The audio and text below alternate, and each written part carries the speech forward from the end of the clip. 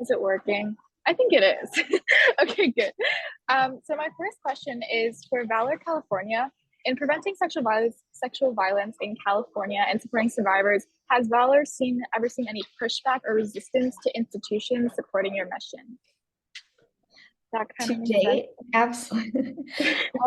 To date, no. I think most people, legislators, organizations, companies, businesses, whomever, are able to identify that sexual violence is a problem. Valor has been around since 1980, which is well before the social reckoning of the Me Too movement or Time's Up or some of these big cultural waves that we've seen in the 2010s. So to date, no, we haven't. And I think it's because we can look at this as a public health crisis, right? And the CDC has done work to prevent violence.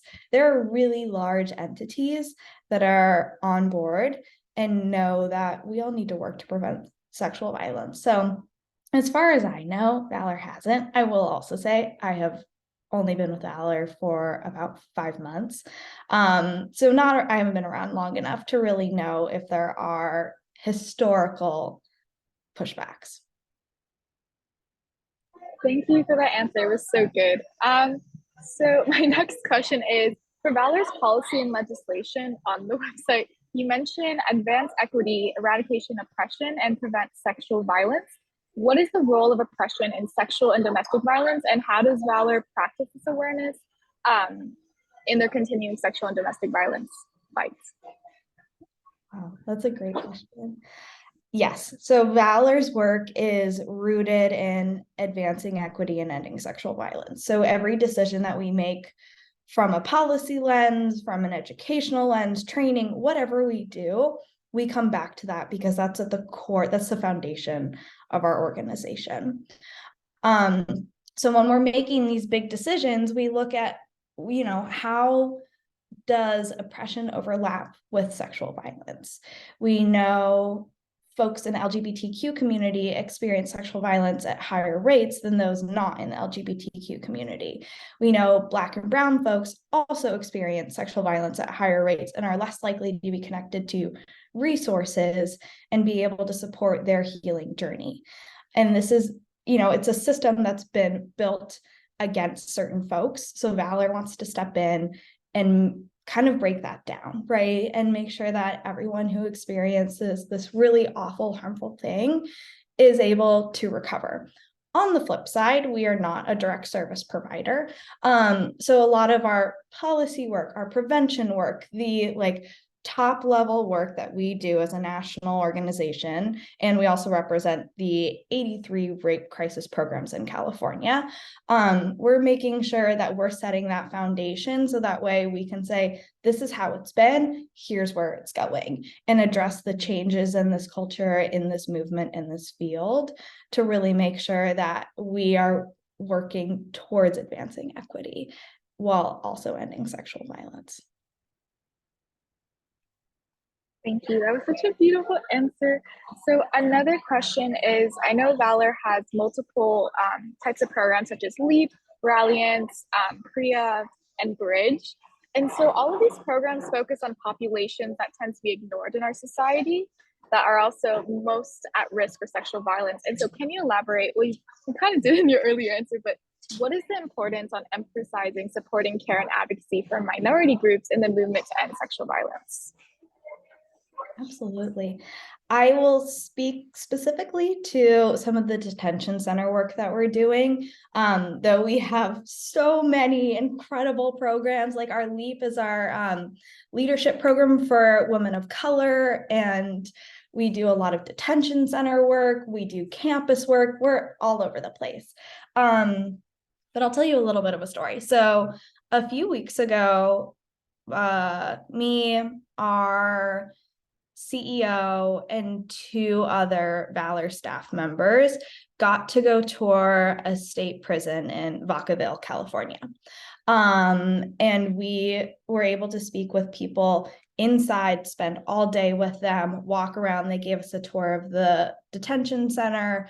And we had really raw, candid conversations about incarceration and what does detention look like, and specifically how problematic sexual violence is within detention centers. And while Valor staff was kind of reconvening and talking about, okay, so what did we learn from today? What can we do to continue to advance our programs? And a lot of what we recognized was the dehumanization that are happening within detention centers. And when you have experienced sexual violence, that's a really dehumanizing act. So to be further dehumanized and be treated as less than is not okay. And so Valor really wants to emphasize that every survivor should have the same access to resources, should have the same option for healing, should be able to seek justice if they are interested in whatever way that they define justice. And so within our detention centers, we're having that conversation. Within LEAP, we're saying, but where are the women of color? They need to be at the top. They shouldn't be getting stuck in middle management. And that's what our LEAP program does. And so we have all of these different programs that really look at who's not part of the conversation and how can we break down those barriers so that way they're there. And this also goes for like some of our policy work and working with our rape crisis programs and making sure there's culturally specific funding and just making sure that things that have been historically left out and marginalized are no longer being left out and marginalized. I love that so much. Okay, so my next question is more based on the blogs that I saw on your website. So I know they talked about a school-based restorative practices training, and I was like, can you elaborate on the crucial importance of school administrations to acknowledge sexual assault and actually do something about it rather than kind of putting it under the rug? Absolutely. Our program coordinator, Shelby Weiss, is hosting that I think it's next week even. I'm very excited for her. So that is an in-person training in Orange County. And I truthfully, this is not where I focus. So I know of it, but I don't have like the best answer for this. And it's so critical for schools to be looking at restorative practices, especially when we're working with youth, and knowing that youth are resilient and they may experience violence themselves or at home. And so being able for teachers and school administration and the entire education system, right, having a model that isn't a one size fits all and does not focus on criminalization and instead focuses on the healing element, prevention element. Prevention is key, right? Like if we don't prevent sexual violence, then we are constantly going to be reacting to it. So we need to be emphasizing primary prevention, and restorative practices do that. And they look at what is working, what isn't working, and what should we do to adjust that. And I know in the training coming up, Shelby will be really diving into what's working within your school. How can you create a culture of restorative justice on your campus, in your administration, within your teachers? What does that look like? And how are we shifting that conversation? Because as schools change and evolve, right, we need to make sure that we're meeting the needs of students. And so that training will be really focusing on that. So just a follow-up question. Also, I love that response. Can you explain a little bit about restorative justice and like elaborate on it? Because I realize people watching may not know what that is. So. Absolutely. There has to be like a universal definition, and I'd rather give you that. Yeah, there is. Here, let's do this one. One moment. Okay. Let's think about this. Sorry, I hope you can cut this part of the interview out because I know you're fine, don't worry. I'm trying to think what would be best here. Let's do, it's the same thing with like, have you heard people talk about reproductive freedom? Yeah. Yeah. So a lot of these terms are coined by one organization that other organizations adopt. And we really want to give credit where credit is due. And Valor did not coin restorative justice or restorative practices. But here's where I'll kind of pull, you asked for restorative justice or restorative justice practices. Which one did you ask for? Restorative justice practices. Okay. Restorative justice's practices can change the conditions that allow violence to happen by establishing a positive climate, healthy relationships, and productive approaches to conflict. So instead of like what I mentioned earlier, this like one size fits all model, it's really looking at the entire system that's allowing violence to happen and address how can we stop it, what are we doing to prevent it, and how can we heal from it as a collective, and more and less of a one size fits all. Thank you. That was an amazing definition. Okay, so not mine. So I will say that, not mine. No, we love it though. Okay, my next question is about Roe versus Wade overturning. And I saw on your blog you talked about really about how this was a devastating act towards survivors of sexual violence. So I wanted to ask, what is the importance of the right of abortion, specifically in sexual violence? Ooh, that is a great question. Take your time. I will say backstory. So I was living in DC when Roe was overturned, and it was before I joined Valor. I was still working in the anti-violence world. And I said, I can't sit at my desk anymore. I'm going to go down there. And I stood outside of the Supreme Court, and I have never seen a collective hurt that much before. And it was like this huge mourning of knowing that this didn't happen overnight. This, when Roe was established, it took 50 years for it to be overturned, right? And knowing that to reverse it, it's not going to happen overnight. And I think the reason that it impacts the sexual violence community is because for 50 years, sexual assault service providers have been doing the same work, right? Of we're really focusing on prevention, and if a survivor comes to us here, we can connect. Need an abortion? Here you go. Something that took us half of a day to get someone connected to services, now somewhere like Texas takes 3 to 4 weeks.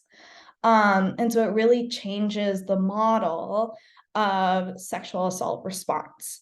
And then if you kind of look at this like giant continuum, right? If sexual assault is here, reproductive justice is here, it's all a circle, it's all interconnected. And for Valor, what I think is really key for us and why we've become such a loud voice in this movement is it's an equity issue.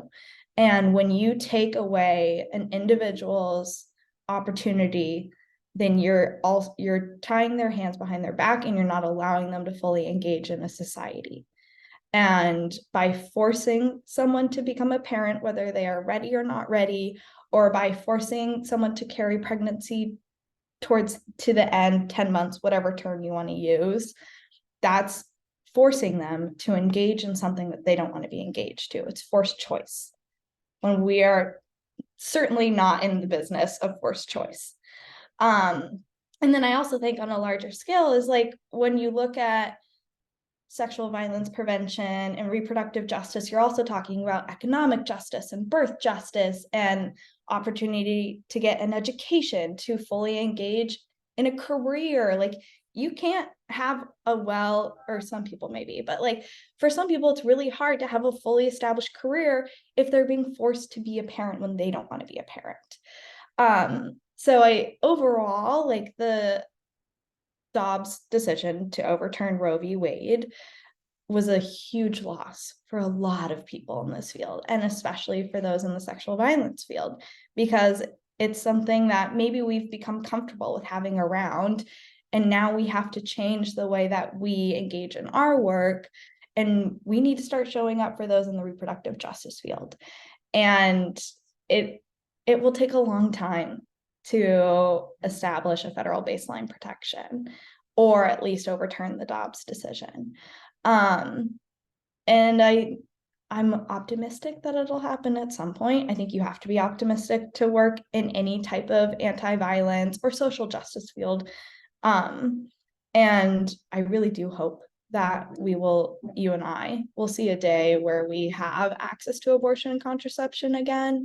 And just know that we have to continue to do that work and call our senators, talk to our friends, talk to our elected representatives, like get out there, be loud, because right now we have nothing and we need something. That's beautifully said. So I was going to ask as a follow-up question, in this reproductive rights conversation, do you think survivors of sexual violence are heard in it? Or do you think they're like kind of the shadow and underneath all of this when really their voice should be uplifted? And if so, how do you guide or advise that when opening up a conversation about reproductive rights, how can you uplift a survivor that is willing to talk about it in the conversation? Absolutely. I will say that I don't work with survivors directly. I work with organizations that work with survivors, so I'm a step removed from that. And I know that we give the organizations that we work with talking points, the tools. Basically, we're kind of a conduit, right? When you represent state programs and you're talking at the federal level, you get information, you digest it, you identify what's good for your programs, and then you give it to them and they give it to people. So it's a few steps removed. However, I would hope that survivors feel like their voices are being heard in all of this. I would hope that queer people think their voices are being heard in all of this, that Black and brown folks' voices are being heard in all of this, knowing that this decision impacts the most marginalized people.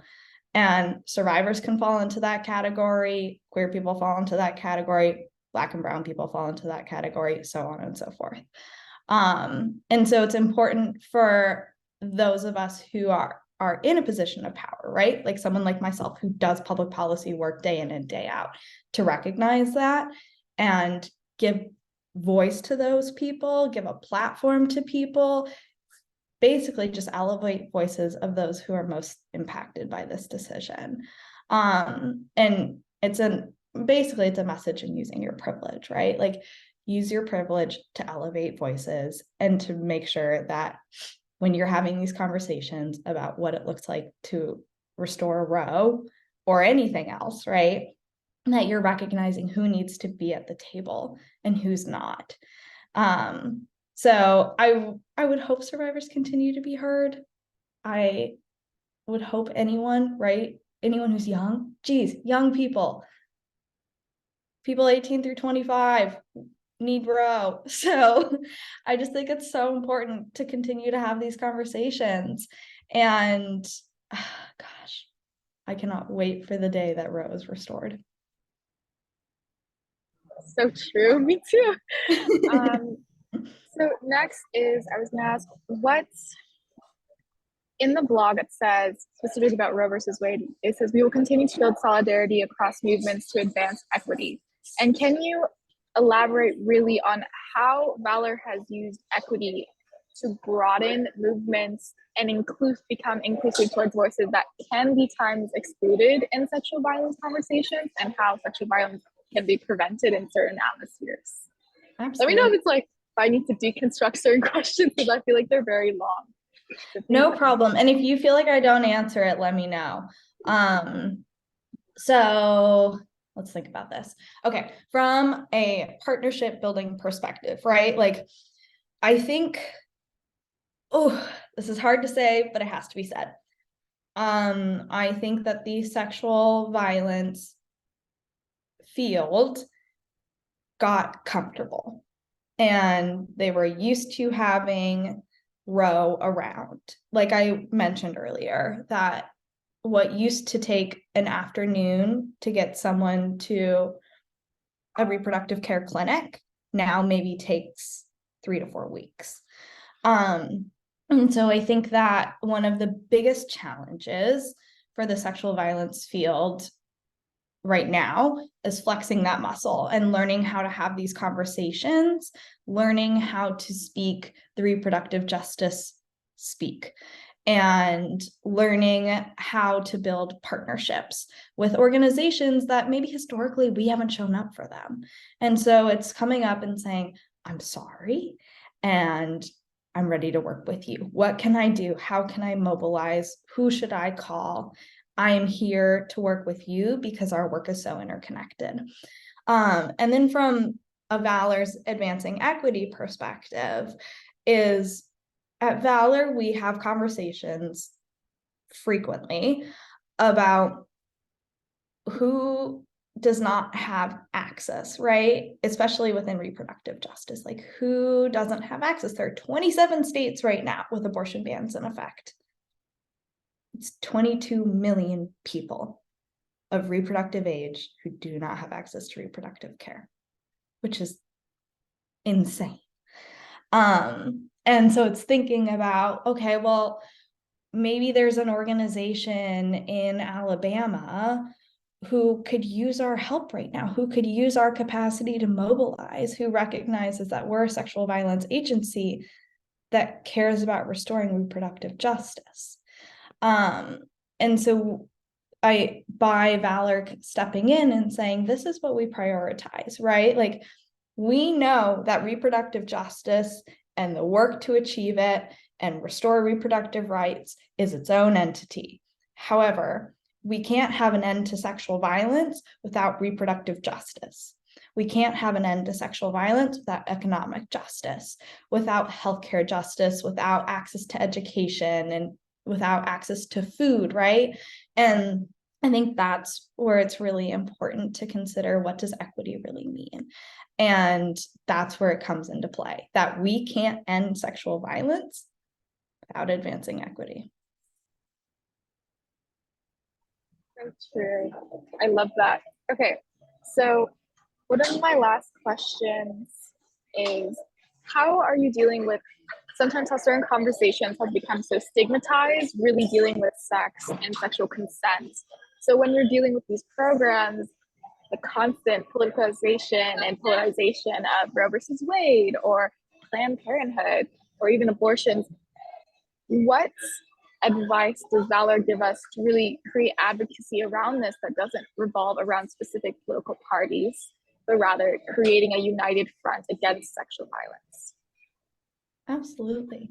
Let me pull up another. I think there's a blog post that we released. Yeah.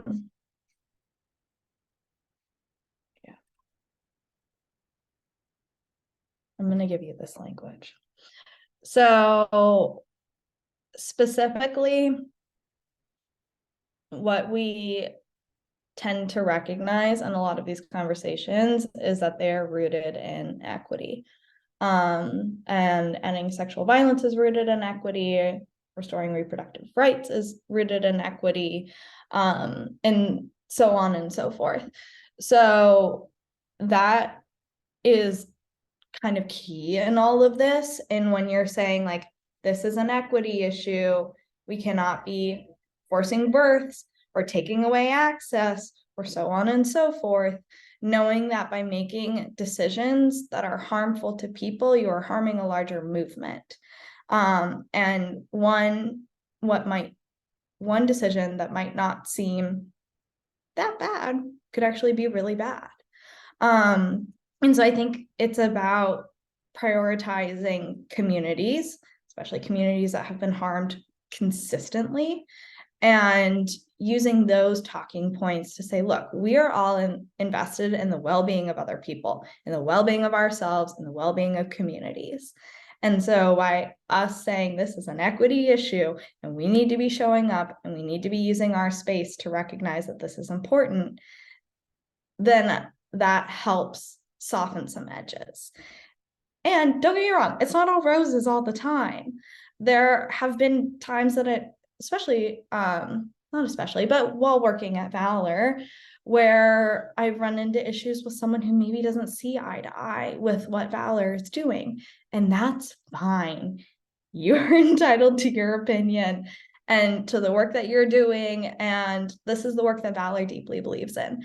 All of our staff wake up every single day and choose to do this work because we care really deeply about it. We want to end sexual violence on a national level. We want to support our California rape crisis programs.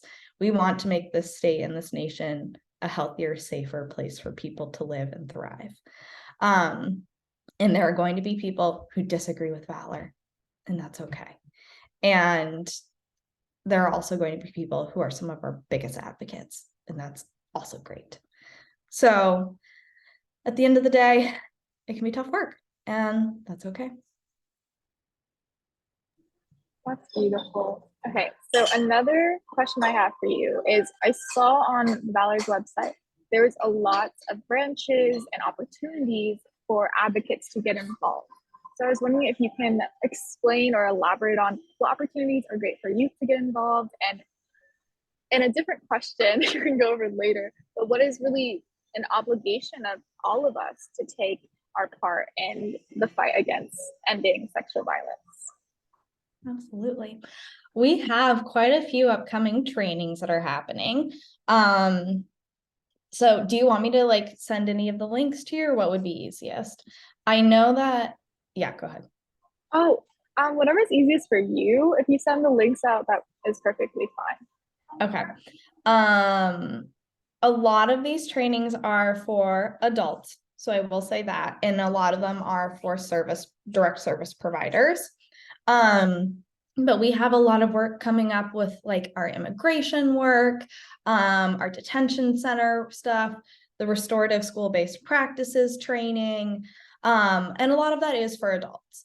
And as far as work with youth, I think our biggest project that we have right now is this like overarching reproductive justice work. And knowing that the largest voter turnout, especially in the midterm, well, in 2020 and in the midterm elections, were people ages 18 to 25. And we cannot do this work without people 18 to 25. So right now there's a really big push for us to get young people involved. And that can be kind of hard sometimes, right? Because it is a long-term game. It's not something that's going to happen overnight. So that's something that young people can continue to do. They can call their state senators, they can call their national senators or US senators, they can call their House of Reps, they can call their assembly members, whoever, right? And just make yourself known, make yourself loud, take up space. You deserve to take up space, especially once you're of voting age, right? Because then you have the right to say, this is what I do or don't want. And if I'm existing in this space, then I get to say that. So that's, I think, some of the work that young people can do right now. And at the end of the day, we all, for those of us who are interested, I will caveat with that, have work to do to end sexual violence. And whether that's prevention work in doing research, trainings, whatever primary prevention looks like, or if that's more response, right? And connecting survivors to services, eliminating barriers to connect survivors to services, or doing work that's kind of adjacent to sexual violence prevention, right? So if you work in healthcare, what does it look like to create a system that's inclusive of survivors, that's trauma informed? I know that's a buzzword we're hearing a lot right now, right? But creating trauma informed spaces. If you're a teacher, what does it mean to operate from a trauma informed lens and have lessons and conversations that are inviting to students, because you never know who's in your classroom. And I think from a young person's perspective, it's so key to make your voice heard, especially if you're in high school, right? Like you have access to like a good amount of resources and a really great community. And so make yourself heard. I mean, I'm just like on my soapbox at this point, but I really like working with young people. Young people are the future.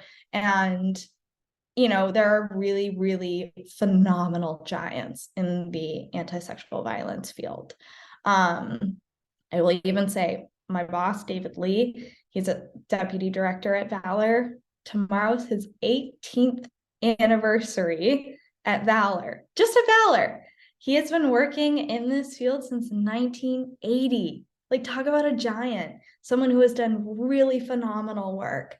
And so I want my voice to be heard by him. I know other young people want their voices heard.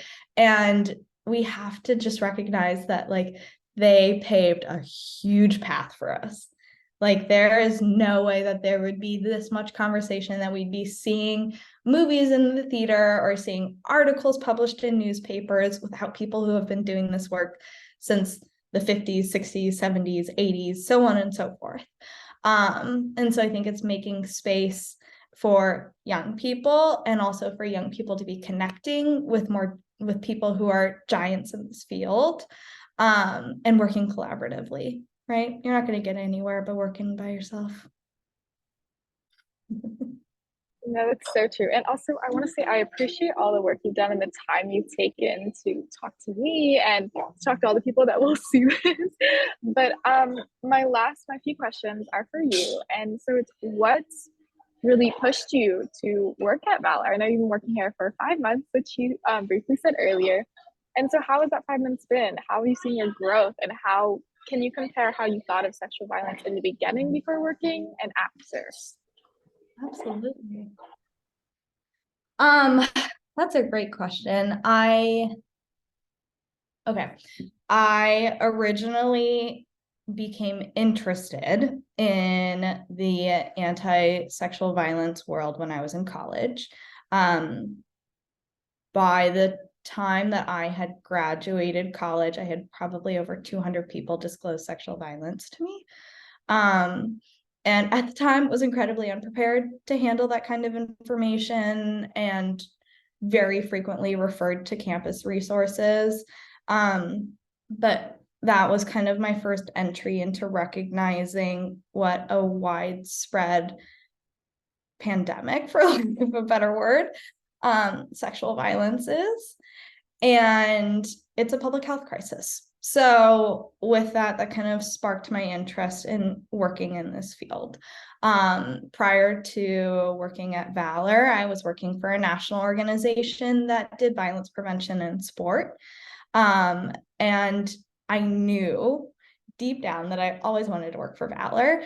I think that Valor has grown tremendously. Like, we used to be California Coalition Against Sexual Assault and rebranded almost 2 years ago.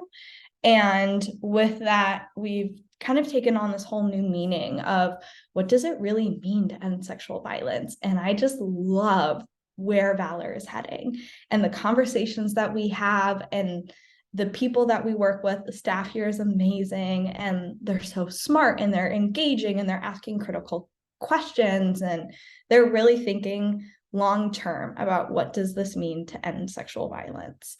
And within my specific role, I really, really love the policy work that we're doing, and having these important conversations about what policy can we pass, both the state and federal level. Who should I be working with to kind of advance some of this legislation? And what does it look like long term for us? Because I think that let me think about this. There was a lot of legislation that was originally passed in like the 80s and 90s, right? Where at the time it was groundbreaking legislation.